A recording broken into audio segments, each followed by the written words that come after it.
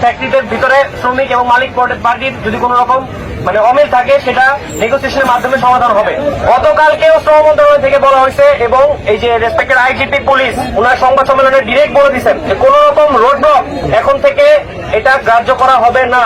Road block জনভোগান্তি একটা punishable crime, এটার জন্য আপনাদেরকে সাজা প্রাপ্ত হতে পারেন আপনারা যে কেউ। আমার উপর যে বিশ্বাস রাখেন, আমি বলে দিচ্ছি আপনাদের জন্য সময় হচ্ছে 7 মিনিট। 7 মিনিটের মধ্যে রাস্তা ছেড়ে সাইডে গিয়ে দাঁড়াবেন। রাস্তা যদি না ছাড়েন আপনাদের দাবি দেওয়া কোথায় গেল ওটা আমি পরে দেখবো। আগে এখানে রাস্তা আমি ক্লিয়ার করবো।